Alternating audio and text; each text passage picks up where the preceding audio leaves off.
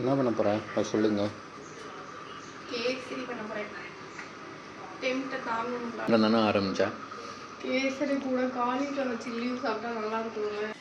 அவன் இன்னும் திருந்தலமா. 3 நாளா காப்பாத்தி வச்சிருந்த கட்டுப்பாடு 4வது நாள் பிரேக் ஆயிடுச்சு.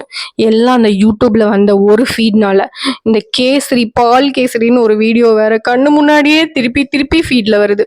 சரி, இதுக்கு மேல இது வேலைக்காவது, இன்னைக்கு இதை பண்ணிடணும்னு சொல்லிட்டு பண்ண ஸ்டார்ட் பண்ணிட்டேன். நானே ஒரு ஐட்டம்ல ஸ்டார்ட் பண்ணலான்னு பார்த்தா என் கூட ஒர்க் பண்ற என்னோட கொலீக் கால் பண்ணி, ஹேமா காலிஃப்ளவர் பக்கோடா சாப்பிட்டா எப்படி இருக்கும்னு கேட்டாங்க. அவ்வளவுதான். அங்க மறுபடியும் சரி ஸ்வீட் மட்டும் சாப்பிட்டா எப்படி, காரத்தையும் சேர்த்து சாப்பிடுவோமே, நான் அதையும் பண்ண ஆரம்பிச்சாச்சு. இந்த பால் கேசரி ரெசிபி இருக்கே, ஆக்சுவலி நார்மல் கேசரி தான். அதுல தண்ணிக்கு பதிலாக பால் ஊற்றணும். நான் பாதி தண்ணி பாதி பால் ஊற்றினேன். ஆனா அந்த பாதி பால்க்கே அதோட க்ரீமி டெக்ஸ்டர் அவ்வளோ செமையா இருந்துச்சு. உங்க யாருக்காவது கிரேவிங்ஸ் வந்தா மறக்காம இந்த பால் கேசரி பண்ணி பாருங்க, செம்ம டேஸ்டா இருந்தது.